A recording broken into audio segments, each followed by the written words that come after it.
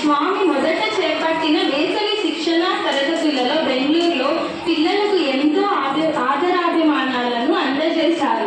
స్వామి 11వ రోజున ఈశ్వరమ్మ గారికి కిరీట కోదండ సహిత శ్రీరామచంద్రునిగా కనిపించారు. ఈశ్వరమ్మ ఆ పరవశించిపోయారు. ఆ తరువాత మే 6వ తేదీన ఈశ్వరమ్మ గారు స్వామి గదివైపు చూసి స్వామి స్వామి అనిచారు.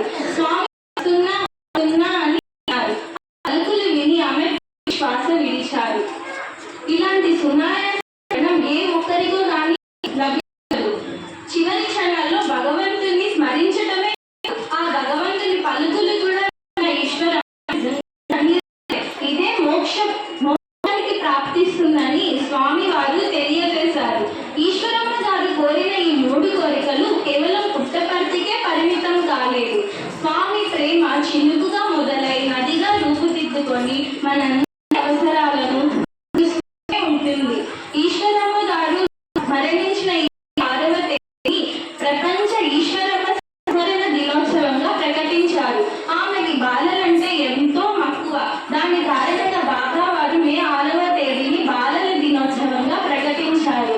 మే 6వ తేదీ ప్రతి సంవత్సరం ఈశ్వరమ్మ బాలల దినోత్సవంగా పరిగణించబడుతుంది. ఆయన విశ్వానికి భగవంతుడైన ప్రతి సంవత్సరం మే 6వ తేదీ తాను తల్లిగా ఎన్నుకోబడిన ఈశ్వరమ్మ దివ్య గర్భ సమాధి దగ్గరకు వెళ్ళి నివాళులు అర్పించేవారు. ఇలా స్వామి ఈశ్వరమ్మ సహజ ప్రేమను దివ్య ప్రేమగా మార్చారు.